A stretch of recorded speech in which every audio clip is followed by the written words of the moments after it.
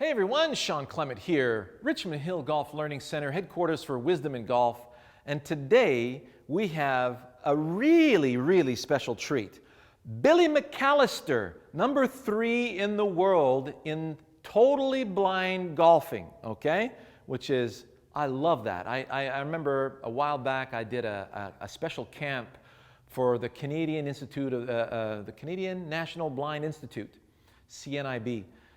In Lake Joseph here, they have a summer camp just north of the city of Toronto. And I had a blast. When you don't have your eyesight, all of the other senses of your body are like turbocharged.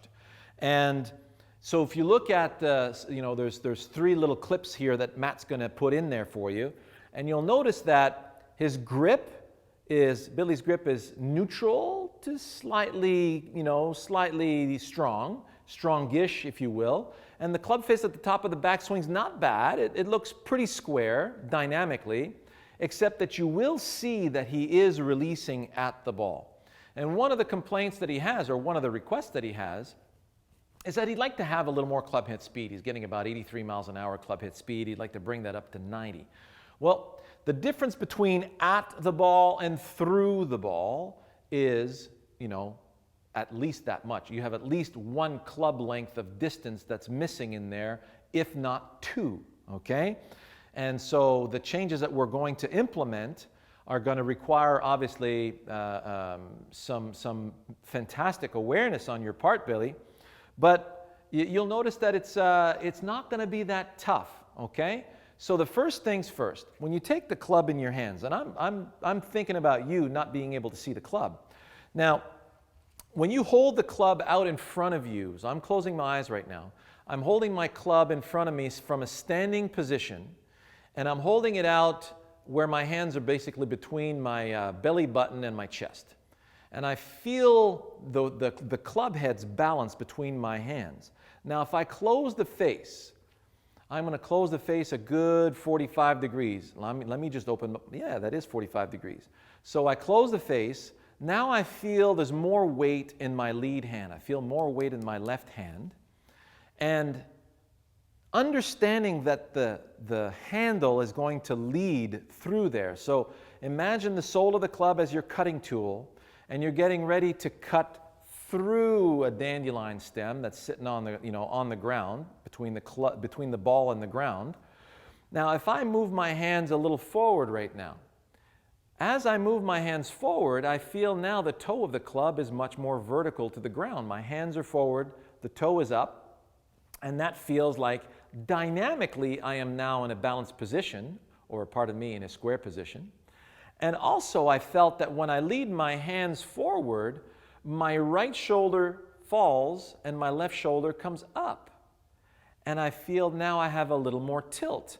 Now, what you're going to have that sensation with, Billy, now is all of a sudden we're collecting the dandelion stem here in front of us and releasing through the stem, so you're going to feel that the peak speed, the place where the whistling of the club, when you make the club whistle,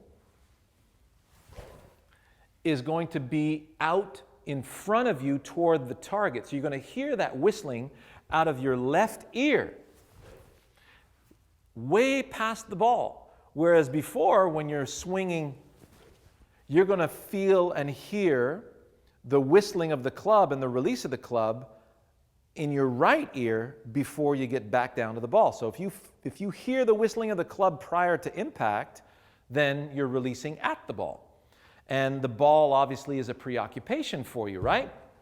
So first things first is you need to develop the feel of through. So if this was a sword in your hands, imagine now with that. So you close the face in front of you, you have the club setting, between your navel and your chest, and you're getting ready to make a nice horizontal cut through a bamboo shoot. So I'm going through that bamboo shoot, and I feel, if you've ever played baseball before, I feel that the right hand's going to cross over my left hand well beyond that cut. That's where the peak speed's going to be, where that right hand catches up with the left hand, and the weight of the club turns your right hand over the left hand well beyond that impact, well beyond the cut. So You stand now over the ball, and when you get your normal position, close the face, get lower. So you're going to bend the knees more and lower your chest to the ground and feel like your hands come down more under your chest. Whereas before, you'll feel like your hands are much higher, above, basically at chest level, coming right out of your pectoral muscles.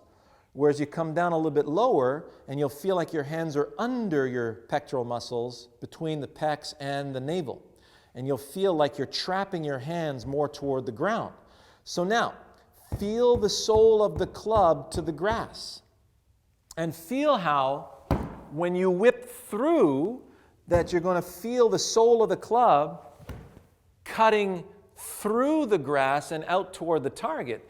And as you're shaving grass, you're still experiencing the speed, the peak speed, well past the ball. So I'm going to use my eyes to bring myself to the ball. And now, when I get ready to perform that task, so I'm going to let the hands move forward a bit and feel how my right shoulder comes down, my head slips in behind the ball. So it feels like the ball is opposite my left cheek. And I feel now that I've got access to my target. I feel like I'm going to release out toward the target. So now, with my eyes closed, I'm going to do this eyes closed with you. I want to feel that speed well past the dandelion stem.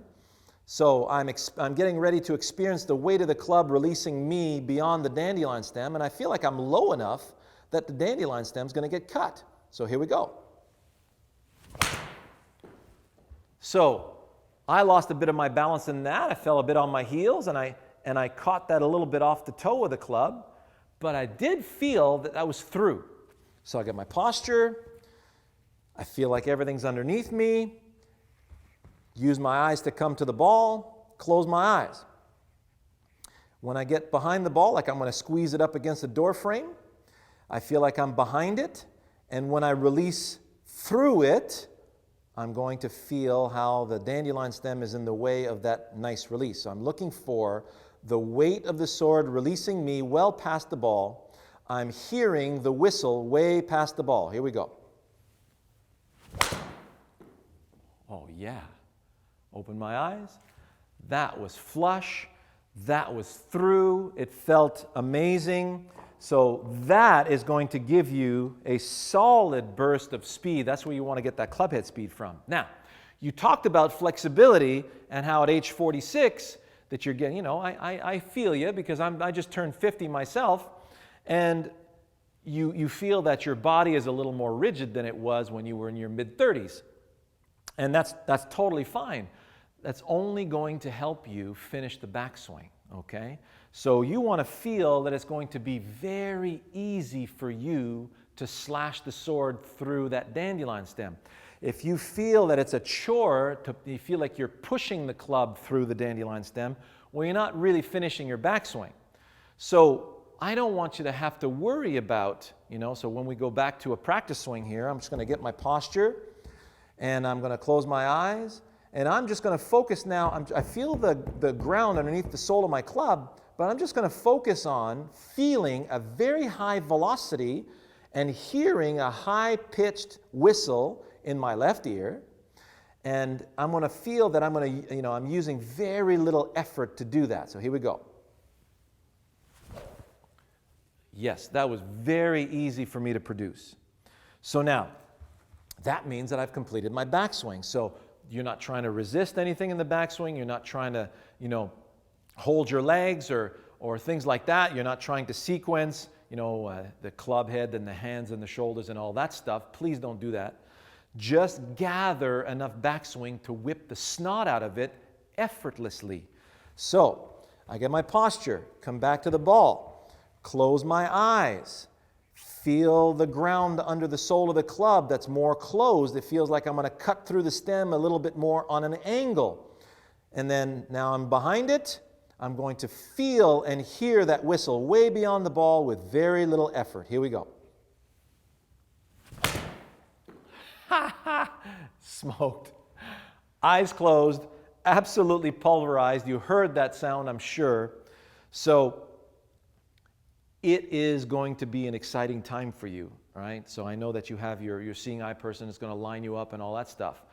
This is what you want to tap into. You want more clubhead speed, you got to close that face, you got to get more forward, because when you're swinging through the ball, the distance between you and the ball is going to be a little closer, okay? So pay attention to that and really listen for that whistle beyond the ball and really feel that the peak speed is well past the ball. You'll find that easier to do if the club face is closed enough.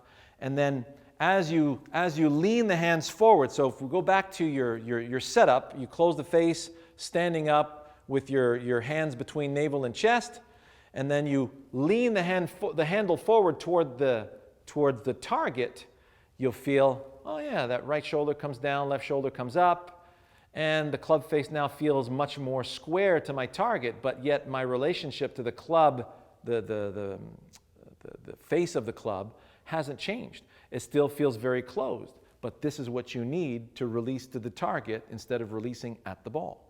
So enjoy that. I appreciate you sending me that email. It was fantastic, and I know a lot of people are going to benefit from this. It's great exercise for you to do it with your eyes closed. So looking forward to your feedback. We'll talk to you later.